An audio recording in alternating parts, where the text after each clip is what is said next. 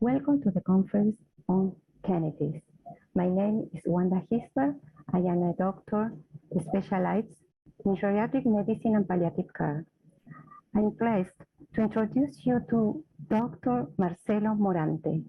He's a professor of the Department of Internal Medicine at the University of La Plata, the director of the course, The Role of Cannabis in Modern Medicine from the Fundación FEMEVA, the lead coordinator on the National Research Program on the medicinal uses of cannabis of the Ministry of Health of Argentina, and the author of the book Sin Dolor, published on 2017.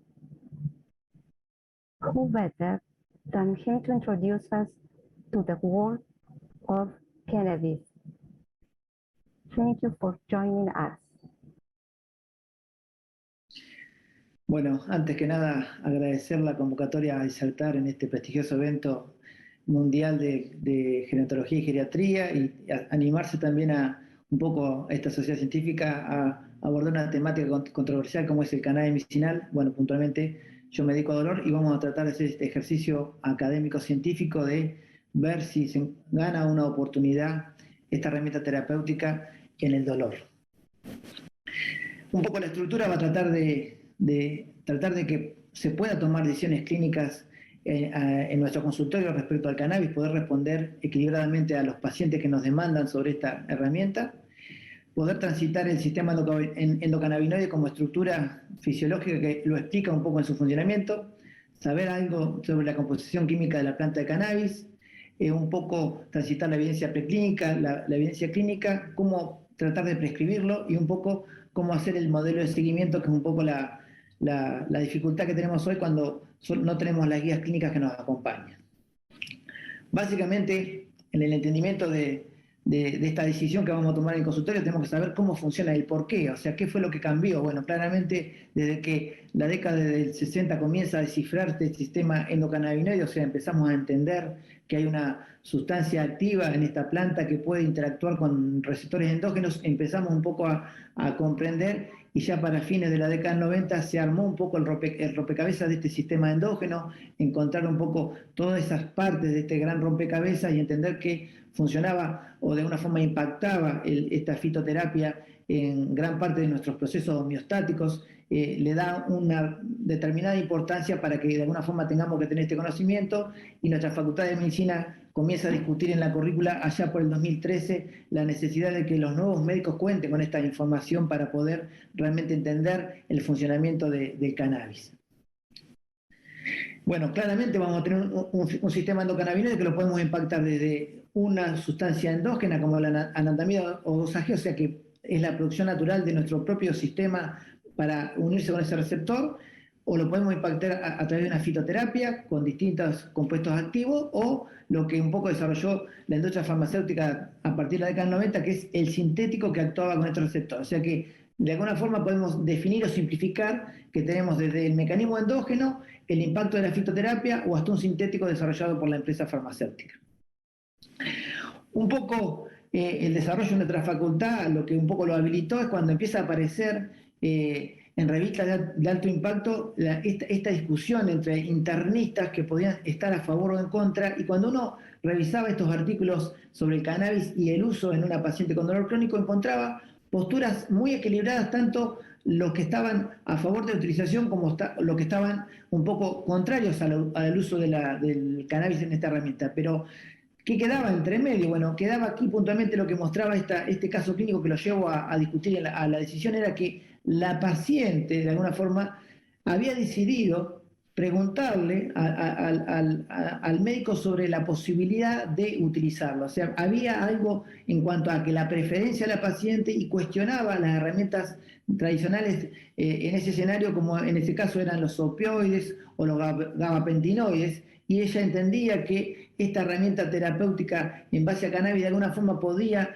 mejorar, no solamente impactar en el dolor, sino en lo que es la condición o calidad de vida. O sea que había un cuestionamiento de repente del paciente que nos pone en un lugar diferente con respecto a esta horizontalidad entre el médico y el paciente. El paciente nos viene a nuestra consulta y nos interpela qué pensamos de una molécula controversial en aquel momento prohibida. Bueno, ¿cómo nos comportamos? Bueno, creo que tenemos que tener un profesor canadiense en mi formación me decía, Marcelo, tenés que tener conocimiento suficiente para poder decir que no también. Bueno, el poder decir que sí o que no en cuanto a la herramienta cannabis medicinal me parece que debe resumir una serie de conocimientos y procesos que vamos a tratar hoy de transmitirles.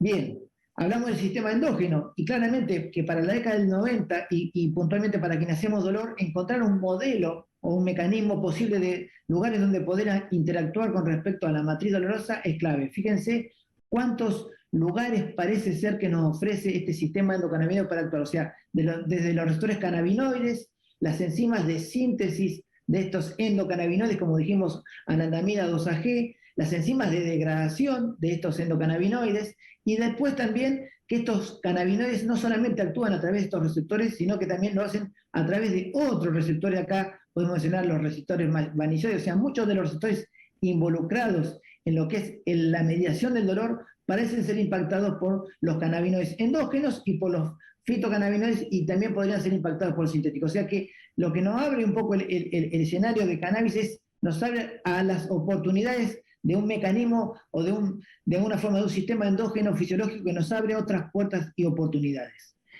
Ahora, claro, nos podemos preguntar al día de la fecha cuánto sabemos del mecanismo de acción. Bueno, sabíamos que el THC y el CBD serían los dos fitocannabinoides que de alguna forma conocemos más, y hoy el que más se usa en nuestro país es el cannabidiol. Pero fíjense, cuando analizamos un poco el cannabidiol, en cuanto a su acción, entendemos que tiene un margen terapéutico más amplio porque es el que tiene menos acción sobre los receptores psicotrópicos, o sea que la actividad psicotrópica que tanto preocupa en el escenario de algunos pacientes con respecto a su efecto, a la desorientación, a la dificultad cognitiva que podría tener, en este caso el cannabidiol tendría un margen terapéutico mucho más amplio, porque fíjense que se une a receptores, pero lo hace de forma pleiotrópica a través de diferentes receptores, y cuando lo hace con los receptores cannabinoides, lo hace con baja afinidad, o sea que de alguna forma se comporta con determinado antagonismo. Y no solamente eso, sino que cuando lo ponemos en conjunto con el THC, que sería claramente psicotrópico, que actúa como agonista parcial de los receptores CB1, de alguna forma inhibe, o el metabolismo hace que el THC tenga menos impacto psicotrópico. Entonces, es indudable que en conjunto sería una molécula mucho más rica que usándolo por separado. Fíjense que acá está el THC, que es un poco la molécula más conocida, la que Rafael Mellulán aísla en la década del 60, y a la cual se le atribuye la mayor parte de los efectos, y que claramente también la mayor cantidad de legislación prohibida en este escenario, porque básicamente el margen terapéutico es mucho más pequeño, es al que se le atribuye potenciales adictivos, el efecto psicotrópico, pero claramente cuando hace un análisis uno de la molécula individual, tiene que tener en cuenta el segundo concepto, que es que básicamente en la composición de la planta está un efecto más que nada que se va completando con los otros componentes de la planta. O sea que el THC, en cuanto al efecto real que tiene sobre determinado mecanismo fisiopatológico, va a depender de la presencia de otros compuestos que también tiene la planta, como pueden ser los terpenos, los flavonoides y claramente otros cannabinoides. O sea, conocemos aproximadamente 100 cannabinoides y vemos cómo interactúa el THC con el CBD, pero claramente hay interacciones con distintos terpenos. O sea que el efecto que uno debería hoy valorar o encontrar o pensarlo como una fitoterapia compleja, claramente porque tiene más de 500 compuestos, de los cuales tenemos identificados solo algunos de los componentes. Esto puede explicar de alguna forma que si quisiéramos ser concluyentes en alguna reflexión o a favor o en contra, estaríamos de alguna forma hoy a esta etapa de la evidencia, estaríamos en una especulación. O sea, uno podría decir que conocemos parte de la composición de la planta y parte del efecto que esto genera en cuanto a la interacción. El efecto séquito un poco intenta explicar que cuando la industria farmacéutica formó sintéticos, THC aislados, interactuó con los 3 CB1, no le fue tan bien como cuando trató de incorporar el extracto en su totalidad. O sea, todos los compuestos que tiene la planta parecen tener un efecto sinérgico que es lo que explica realmente el efecto de la planta sobre nuestros distintos pacientes. Bueno, lo que nos toca transitar, o me toca transitar, es cómo estaba este sistema de endocannabinoides claramente distribuidos en la vía del dolor, ya yendo de la periferia hacia la matriz dolorosa, y claramente uno encuentra algo que llama la atención, es que cuando uno compara con el gráfico de la derecha, que son fundamentalmente la relación que hay entre receptores CB1 y receptores opioides, encuentra que esta expresión o este sistema endógeno tiene una expresión por 10 respecto al sistema de los opioides. O sea que este sistema endógeno está muy ampliamente distribuido y a su vez tiene un grado de interacción con el sistema de los opioides que es muy interesante. Por ejemplo, los opioides en presencia de THC tienen mayor impacto. Cuando uno usa un antagonista de los opioides, de alguna forma resta el efecto de los cannabinoides, o sea que hay no solamente una correlación anatómica, sino claramente fisiológica, o sea que ambos sistemas endógenos parecen estar situados estratégicamente en esta conducción del proceso doloroso y de alguna forma son mediadores endógenos regulatorios de los fenómenos dolorosos. O sea que uno entiende como definición del dolor esa experiencia negativa, emocional y sensorial, claramente puede ser impactada por los cannabinoides, precisamente porque los receptores están en estas áreas claves donde hay, digamos, receptores en áreas sensoriales, cognitivas, emocionales. Ahí es donde mayormente encontramos receptores que explicarían un poco el efecto de esta fitoterapia. Y bueno, entendiendo que estos modelos preclínicos van en búsqueda de la explicación, y de alguna forma el dolor neuropático fue el primero un poco en ser analizado porque es el escenario en el cual se demostró mayor efectividad. Ahora, cuando uno hace el salto a la evidencia clínica no lo encuentra tan claro, pero básicamente el entender el sistema endocannabinoides y claramente la tríada que caracteriza al dolor neuropático, que es dolor, afectación del dolor, humor y sueño, esa tríada de alguna forma es claramente abordada por el sistema endógeno y es indudable que el sistema endógeno, la fitoterapia y el sintético farmacéutico van a actuar en esa triada y creemos que ahí se gana una oportunidad.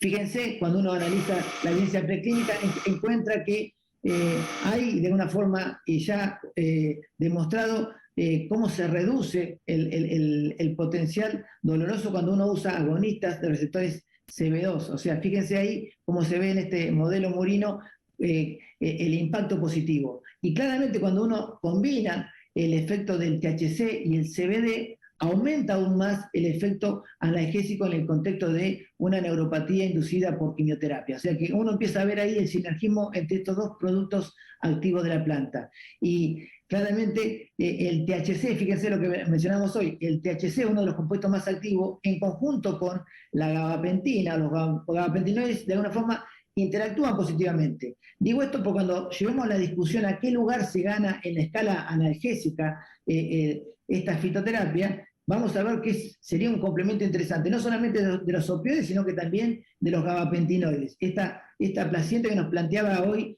nos planteaba una dificultad en el manejo de su medicación de base, que eran opioides y gabapentinoides. Bueno, uno encontraría en este sistema endógeno, en esta sinergia, en esta posibilidad de ayudancia, claramente la oportunidad. Pero claro, cuando vamos a la evidencia clínica y tratamos de demostrar estos procesos, vemos que es de baja calidad. ¿Por qué? Porque hay pocos estudios con pocos pacientes, los diseños de alguna forma no han sido de la calidad metodológica que uno requiere, ha habido problemas con los criterios de exclusión y muchos pacientes que se han bajado los protocolos. O sea que cuando vamos a ser duros de la evidencia, encontramos que realmente no podemos ser concluyentes porque hay mucha diferencia entre un diseño y otro, usaron unos son sintéticos, otros son extracto, otros son una forma inhalada de la planta, o sea que difícilmente desde ese lugar se pueda tener esa evidencia de calidad. Pero bueno, creemos que estamos transitando el camino de que esa evidencia de calidad metodológica regular que nos sigue apareciendo nos tiene que permitir avanzar en el proceso cuando un paciente nos pregunta. Ahora, ¿somos críticos de la evidencia? Yo siempre recuerdo que inicialmente se contestó desde el consultorio como esto era una molécula prohibida y posteriormente pasamos a decir esto es una molécula o una planta con poca evidencia. Bien, nosotros creemos que claramente la medida de la evidencia que nosotros estamos intentando aplicarle al cannabis no lo cumpliría en cuanto a lo metodológico, por eso que hablábamos recién, había pocos estudios que tienen esa calidad necesaria que nos pide la medicina basada en la evidencia, pero indudablemente que la expectativa social ha hecho que esta sea una pregunta de alta frecuencia, y no solamente ha sido una pregunta de alta frecuencia con respecto al uso, sino que los pacientes ya vienen utilizando esta herramienta. Entonces, esa es la pregunta que tenemos que responder, o sea, que no solamente si va a usarlo o no, sino qué hacemos con el paciente que ya lo viene utilizando. Entonces, me parece que hay que situarse ya más la pregunta de que si lo viene utilizando, ¿de qué forma lo viene utilizando? Bueno, en mi formación en Canadá usamos básicamente la forma inhalatoria porque en aquel momento era un poco la forma de abordar el dolor crónico de una forma casi de acción inmediata. El paciente inhalaba la sustancia a través de un vaporizador, de alguna forma que definía la temperatura, y el paciente casi en tiempo real comenzaba a tener efectos. Tenía tanto los efectos positivos como los negativos, prácticamente en minutos, y el efecto no iba más allá de 3 horas. En cambio, cuando uno va ya quizás a la forma de entrega que hoy está más utilizada, que la forma oral, aquí ya encontramos que el efecto tarda mucho más en actuar y es más sostenido. O sea, hablamos de 30 minutos a 2 horas y quizás el efecto va cercano a las 8 horas. Entonces, esa situación de vía inhalatoria o vía oral o la vía sublingual, como un poco está planteado para un poco evitar el primer paso hepático que impacta tanto en biodisponibilidad o que da posibles interacciones, ahí vamos a encontrar una forma intermedia. Pero básicamente creo que este transitar hoy por la evidencia nos debería hacer comprender las 3 vías. Tanto la vía inhalatoria tiene sus beneficios, la vía sublingual, lo que hablamos del primer paso hepático, y la vía oral también por la facilidad en cuanto a poder definir concentraciones fijas en los preparados. Bien, y bueno, los pacientes que un poco nos toca asistir en el consultorio tienen claramente polifarmacia, entonces deberíamos tener en cuenta esta situación claramente, o sea que si uno está con un paciente anticoagulado tendría que saber que el CBD, por ejemplo, es un gran inhibidor enzimático, y si es un gran inhibidor enzimático que modifica la warfarina o la cenocumarol, vamos seguramente a tener que hacer un ajuste porque vamos a tener concentraciones mayores de warfarina en sangre, y esto podría potenciar una posibilidad de mayor hemorragia. Pero bueno, entendiendo que este escenario y con este vínculo con el paciente detectamos que está utilizando cannabidiol o cannabis, bueno, claramente seguramente vamos a tener que estimar el próximo control de RIN mucho más frecuente, y seguramente vamos a tener que bajar la dosis de warfarina. Un poco eso es lo que nos va a tocar hacer, o sea, tratar de ajustar nuestros anticoagulantes a este escenario. O si no, otra posibilidad sería pasarlos de anticoagulantes indirectos como la warfarina a anticoagulantes directos, que en este caso no tendríamos que hacer el ajuste. Bien, nos faltan guías de dosificación, sí, nos faltan guías de dosificación, pero aprendimos un poco a ver cómo dosificamos para encontrar menos efectos adversos. Bueno, comenzar con bajas concentraciones de THC y titular lento hizo que prácticamente los efectos adversos al inicio cayeran en un 50%. Bueno, o sea que es indudable que las pautas de dosificación no las tenemos que estar pensando tanto en la eficacia, sino que básicamente en esta etapa de seguridad, decir eso básicamente. Comenzar posiblemente con cannabidiol si disponemos de cannabidiol, y posteriormente involucrar al THC. Bien, ¿cómo lo hacemos? Nosotros sabemos que no deberíamos pasar de 30 miligramos diarios de THC, y cuando comenzamos una preadministración de cannabidiol podemos sí comenzar con 5 miligramos día, a los 3 días comenzar a agregar 5 miligramos día y noche, y así ir subiendo con los 5 miligramos de cannabidiol en ambos turnos hasta llegar a un máximo de 40, y ahí ya incorporar el THC, y cuando comenzamos con THC no empezamos con 5 miligramos, sino que empezamos con 1 miligramo, y le vamos agregando de a 1 miligramo en cada turno cada 7 días. O sea, ese es un esquema de dosificación más actualizado. Inicialmente nos preocupaban los efectos adversos, indudablemente que no encontramos grandes efectos adversos, pero esa guía de dosificación nos ayudó un poco a orientar las primeras etapas de tratamiento. Los efectos adversos dijimos que claramente existen como cualquier otra medida, pero son de baja gravedad: boca seca, somnolencia, algún tipo de mareo. Bien, o sea que los vimos, pero cuando había un médico que acompañaba, fíjense que esta presentación un poco muestra en pacientes que estaban en cuidados paliativos, pacientes con dolor oncológico, y cómo el acompañamiento médico claramente baja la cantidad o la magnitud o la severidad de los efectos adversos, ¿no? Este estudio no mostró potenciales adictivos de esta herramienta ni efectos de gravedad en cuanto a la patología psiquiátrica.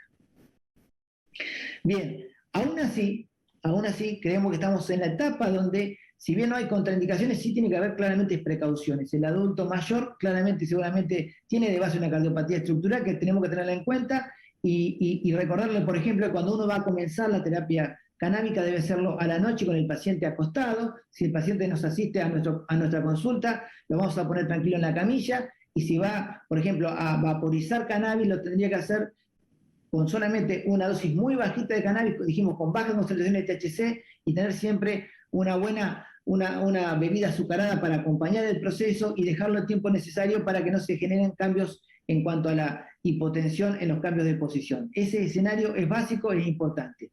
Claramente los niños y adolescentes son cerebros en desarrollo, o sea que tenemos que tener en cuenta y pesar un poco el porqué de la herramienta, si tiene indicación o no. Aquellos pacientes que tienen problemas con otras adicciones, como puede ser el alcoholismo, también tenemos que pesarlo a la hora de la indicación.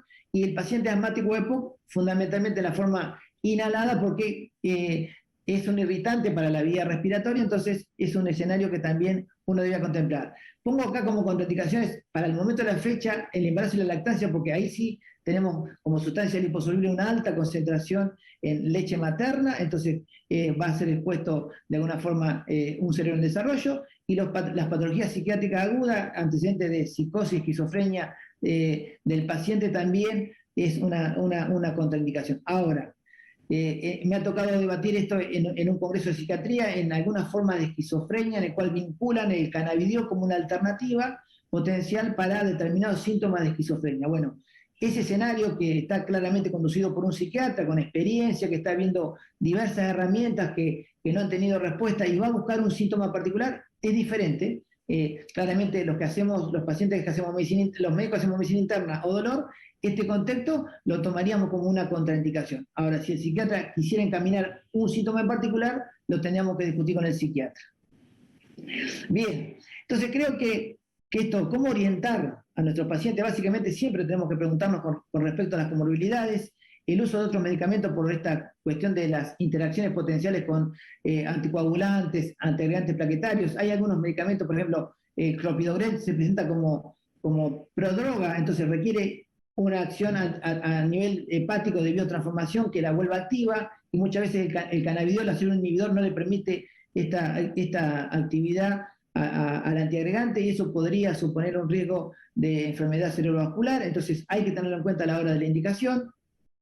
Si su médico de cabecera tiene claramente conocimiento de esta herramienta, bueno, esto aquí en Argentina un poco se ha definido un perfil de médico canábico, y nosotros somos un poco contrarios en nuestra facultad, porque pensamos que básicamente el experto en la temática, el geriatra, el epileptólogo, el médico internista, el médico de cabecera es el que tiene que de alguna forma completar una herramienta. El camino inverso nos parece más complejo, pero bueno, entendemos que hasta que se resuelva la capacitación médica va a haber muchos médicos que tengan este perfil de fitoterapia, y bueno, de alguna forma muchos han participado en nuestras capacitaciones. Y siempre preguntarnos si las reales herramientas tradicionales para el dolor han sido de alguna forma agotadas, porque el paciente viene muchas veces con expectativas, y nos pasa en el paciente oncológico que de alguna forma no quiere vincularse con los opioides y nos plantea como alternativa al cannabis. Nosotros seguimos pensando que los opioides van a ser la estructura base de la analgesia del paciente oncológico, y bueno, uno un poco debería ajustar eso y plantear el cannabis como un ayudante, ¿no?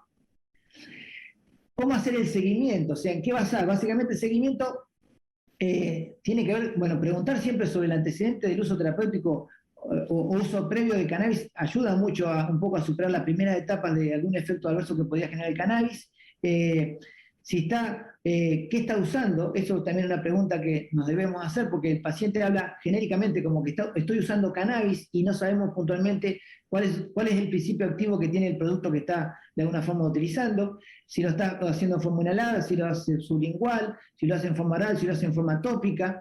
Claramente explicarle a través de un consentimiento informado sobre las ventajas y desventajas que podría tener esta herramienta, establecer una estrategia de dosificación. Yo le dije ir lentamente con bajas concentraciones de THC y no pasarnos de 30 miligramos día de THC, es una herramienta que nos puede ayudar a dosificar. Ir registrando los síntomas para de alguna forma que quede documentado el impacto en dolor, en el humor, en el sueño, en el apetito, en la actividad laboral, en la actividad familiar, y siempre ver y registrar si hay alguna posibilidad de descenso de las herramientas como pueden ser los opioides o como nos pedía la paciente que presentamos los gabapentinoides. Bien, entonces un poco todos estos síntomas que queden claramente calificados en una tabla, así como hacemos seguimiento de los pacientes con migraña, seguimiento de los pacientes, bueno, claramente tenemos que tratar de que esto quede registrado en nuestras historias clínicas. El provisionismo, si en algo negativamente impactó para desarrollar esta herramienta, es que nosotros no encontramos en las historias clínicas de nuestros pacientes que esto haya quedado registrado. Si los programas de cannabis medicinal tienen ya presencia desde el 2001, estos datos van a servir mucho seguramente para poder dar una magnitud a esta herramienta terapéutica.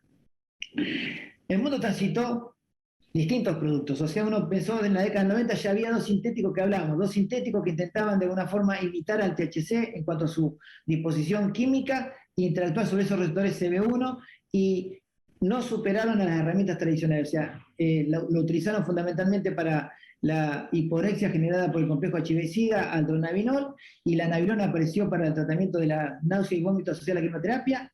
Ambas herramientas sintéticas fueron de alto costo y realmente no pudieron superar a las herramientas tradicionales. Ya más, en el 2005 empieza a desarrollarse un producto que es un extracto ya de la planta, esto que hablábamos al inicio de la importancia del efecto psíquico, o sea, de contemplar otros productos aparte del principio activo THC o CBD, sino que la planta en su extracto podría de alguna forma tener un perfil de terpenos, flavonoides y cannabinoides que hiciera que fuera mejor tolerado y que permitiera escalar dosis. Bueno, aquí en la Viximol, de alguna forma, utilizado en la espasticidad y dolor de esclerosis múltiple, demostró mayor impacto, incluso tuvo un recorrido interesante en lo que es cannabis y dolor oncológico, pero acá ya estamos buscando formas equilibradas de concentraciones de THC 2.7 y concentraciones de CBD 2.5. Fíjense cómo esa relación, digamos que hay una dificultad en el costo-beneficio porque realmente son medicaciones de alto costo. Otra forma que impacta, bueno, dijimos la vaporizada, ahí aparecen otros dolores como el dolor neuropático, la injuria medular claramente, y tampoco logró disminuir el costo. O sea que si uno hiciera un resumen de lo transitado con respecto a cannabis medicinal, son herramientas que aún no tienen evidencia concluyente, pero que claramente se usan en nuestros consultorios y cuando queremos asumir los costos lo hacen a un costo elevado y claramente por su estatus jurídico, llamémoslo así, generalmente no tienen cobertura de obra social, entonces el paciente debe asumir los costos. Fíjense que aquí ya empiezan a aparecer soluciones orales con distintas concentraciones de THC y CBD, que un poco es la que más se ajusta a la lógica de la fisiología del sistema endocannabinoide, o sea, una concentración de THC en presencia de CBD cambia totalmente el perfil de acción, o sea que parece ser que esas distintas concentraciones de THC y CBD un poco van a ser el futuro de esta herramienta. Pero o sea, un poco lo que estamos trabajando hoy, o sea, que en nuestro consultorio tiene que llegar la capacitación, tiene que llegar la investigación clínica más concluyente en cuanto a seguridad y eficacia, pero también tiene que haber políticas públicas que vayan modificando el marco regulatorio. Recién la planta de cannabis salió del listado 4, o sea, de plantas que no tienen ningún tipo de poder terapéutico en el 2020, o sea que esos escenarios de política pública son importantes y las regulaciones para que esta herramienta se disponga y sea de más fácil acceso. Bien, me parece que aún nosotros tenemos que seguir debatiendo en las casas de estudio como en nuestras facultades qué sabemos del mecanismo de acción, cuáles son las mejores opciones prescriptivas, en cuándo podemos aplicar ese riesgo-beneficio a favor de su uso, que aparezcan las guías de dosificaciones. Ahora, o sea, cuando estamos aprendiendo un poco de las formas neutras, o sea, de las formas descarboxiladas, THC, CBD, CBN, CBG, de determinados terpenos, bueno, ahora aparecen formas ácidas, o sea que un poco la fitoterapia y esto del uso de cannabis nos sigue desafiando a que cuando nos parece que estamos aprendiendo parte del proceso, rápidamente aparece una publicación que un poco derrumba el escenario de aprendizaje o de conocimiento para de alguna forma desafiarnos a saber un poco más. Me parece que eso quizás es el desafío académico que más le interesó a nuestra Facultad de Medicina, o sea que el médico que intenta aprender y desaprender para seguir aprendiendo. Me parece que cannabis un poco nos desafía en esos escenarios. Fíjense que hablamos de vía administración, pero claramente tenemos que tener en cuenta el perfil de qué paciente estamos utilizando. ¿Estamos utilizando la dosis pediátrica en el contexto de una epilepsia farmacoresistente o la estamos usando en un adulto mayor que nos está demandando esta herramienta fundamentalmente para un dolor crónico de tipo neuropático o de tipo mecánico?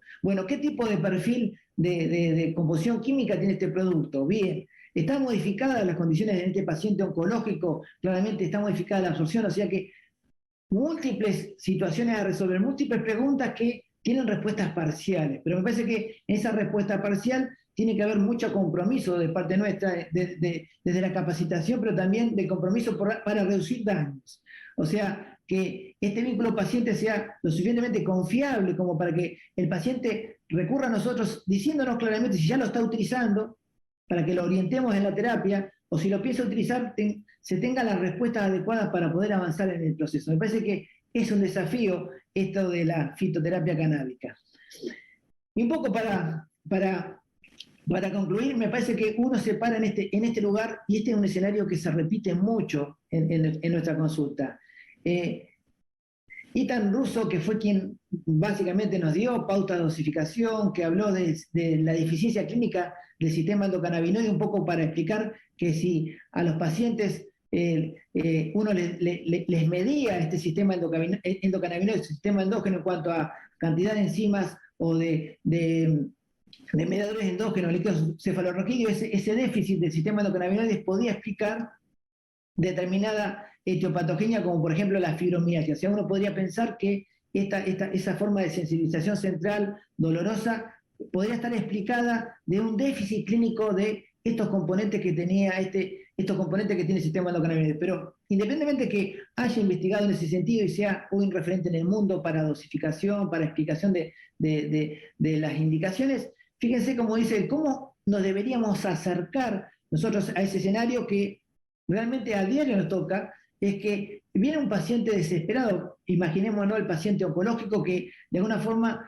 o el paciente con un dolor crónico, tiene algo de desesperación. A esta paciente que yo mostraba al principio, que aparecía en esta revista de alto impacto, de alguna forma nos desafiaba diciendo que las herramientas que estábamos utilizando en su dolor crónico claramente en ella era un dolor refractario y de alguna forma estaba con alta dosis de opioide y alta dosis de gabapentinoides, y lo que había generado básicamente era constipación y sedación que le impedía desarrollar su vida con determinada calidad. Bueno, o sea que el paciente que nos plantea a nosotros la fitoterapia es un paciente que tiene algo de enojo con respecto a nuestras alternativas tradicionales, algo de desesperanza, desesperación, y cómo conducir esto si a su vez esta sustancia tiene un marco regulatorio de prohibido, o sea que uno muchas veces se plantea lo prohibido como una dificultad. Bueno, claramente los pacientes nos llevaron a un escenario de uso, de desafiar nuestros propios principios en cuanto a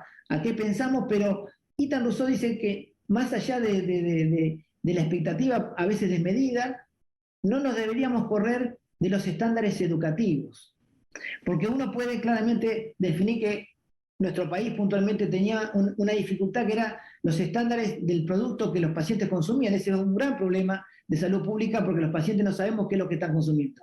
Y es un proceso que quizás ahora en pocos días una nueva regulación de la agencia va a resolver. Es un proceso porque de alguna forma va a ser un seguimiento desde las buenas prácticas de agricultura hasta las buenas prácticas de manufactura. O sea que ese proceso claramente tiene que estar, y esto va a ser dispensado en farmacia. O sea que el circuito legal y seguro se va a poder construir, y fíjense, sin el requisito que habitualmente tiene la agencia regulatoria, que es ensayo clínico controlado para de alguna forma definir seguridad y eficacia en forma concluyente.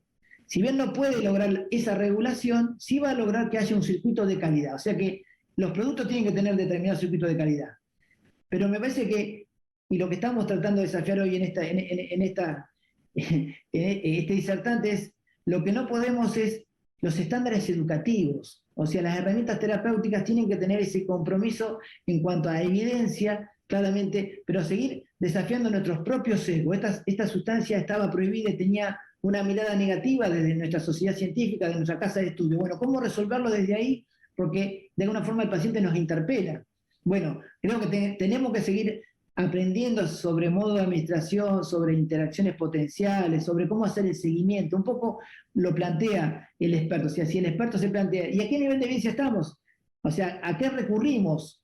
Si nos ponemos a buscar ensayos clínicos concluyentes o metaanálisis, claramente no vamos a encontrar ahí una cantidad determinada o suficiente de estudios clínicos, pero sí en estas opiniones de expertos en la temática, pero fíjense que él insiste en lo que son los estándares educativos. Me parece que un poco ese es el camino.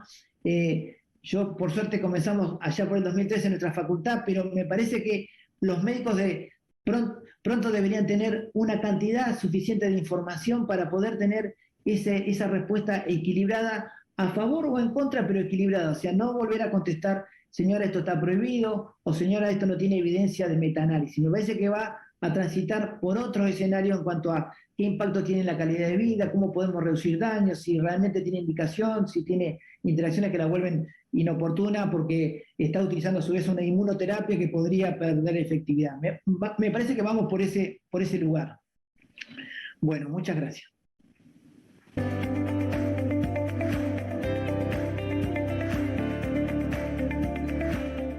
Muy esclarecedora la presentación, Marcelo, definitivamente, pero para aclararnos aún más algunas dudas que se tienen acerca del cannabis, hemos recibido preguntas. Una de ellas es, ¿cuál sería la posibilidad de utilizar cannabis en pacientes con artritis reumatoidea tomando metotrexate?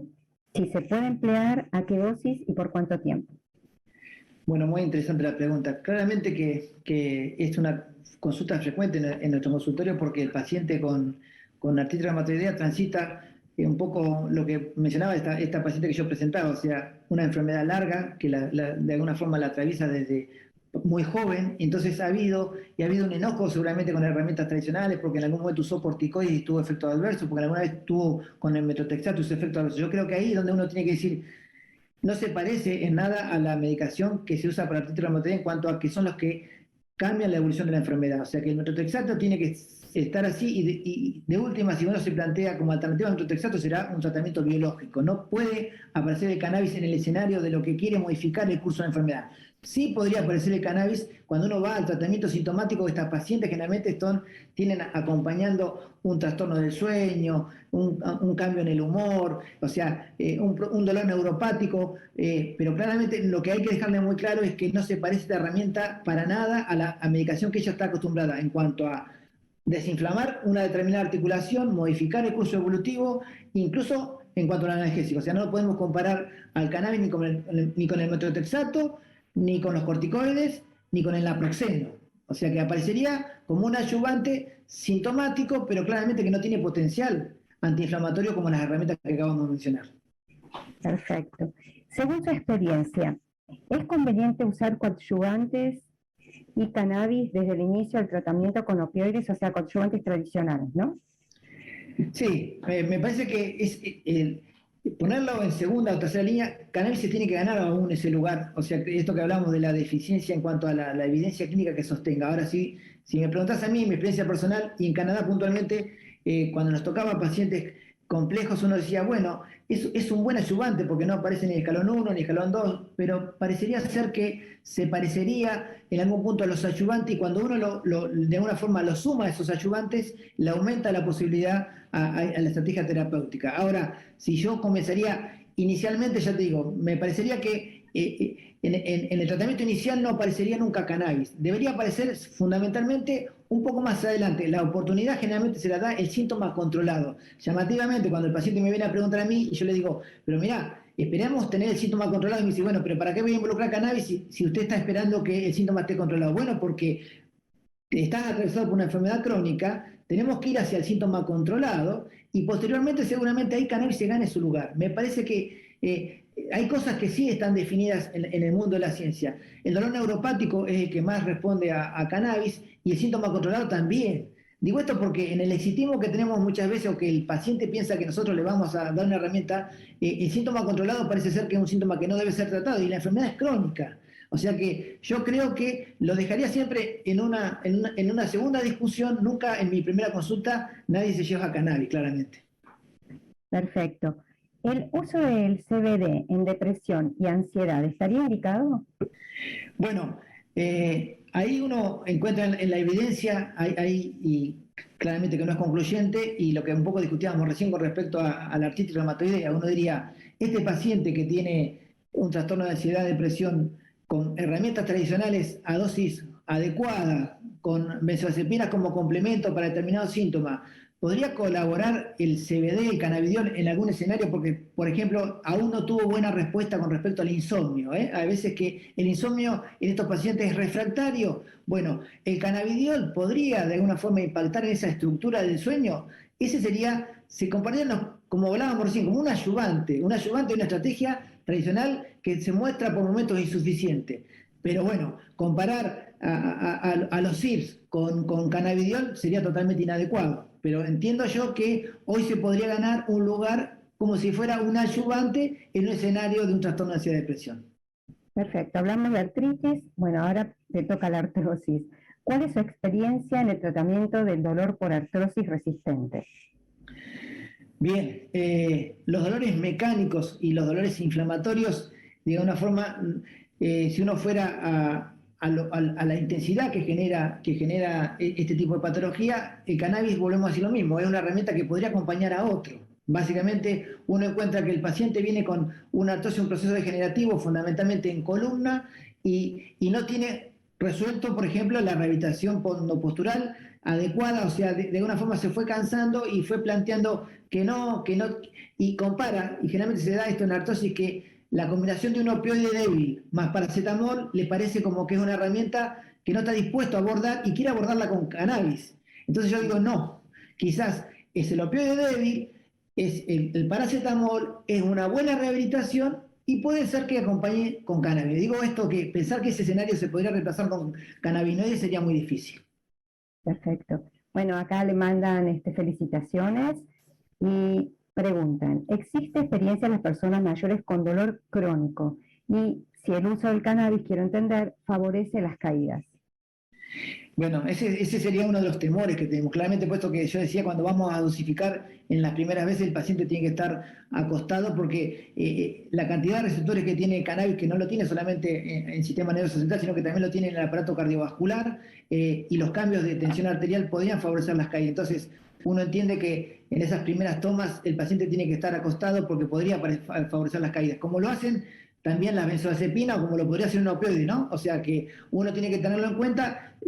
Quizás el conocimiento que tenemos nosotros de las otras herramientas nos hace ser más cautos y esta, porque parece ser que como es planta, fitoterapia, no tendría ningún factor de riesgo, no se tiene en cuenta a la hora. Sí, claramente.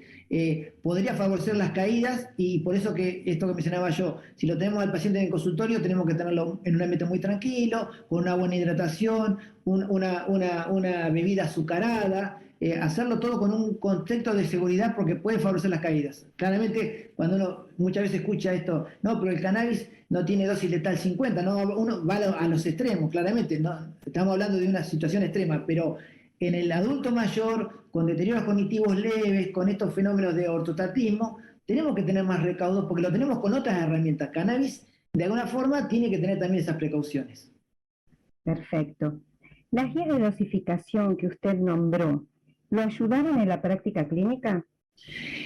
Mucho, o sea, imaginémonos que inicialmente a nuestra consulta llegaba un frasquito verde que nadie sabía qué es lo que tenía, entonces uno decía, bueno, qué difícil que va a ser ese escenario. Cuando empieza a aparecer la vía oral con los componentes activos de alguna forma mencionados y poder encontrar que Itan Russo, por ejemplo, nos decía, bueno, no pasarse de 15 miligramos día o llegar hasta 30 y que cuando combinamos THC con CBD cambia totalmente el perfil de dosificación, hoy nos da la posibilidad de hacer lo que se llama premedicación. O sea, generalmente comenzamos con CBD, 5 miligramos y vamos aumentando lentamente cada 3 días, llegamos a 40 miligramos y recién ahí incorporamos el THC. O sea que esa posibilidad de tener ambas herramientas terapéuticas, pero haber comenzado primero con el CBD, de alguna forma nos posibilita tener menos efectos adversos al inicio de una terapia que, ya te digo, depende mucho también del paciente en el cual yo lo voy a asistir. Pero si es un adulto mayor y yo comenzara con THC, sería un error. O sea que me parece que el adulto mayor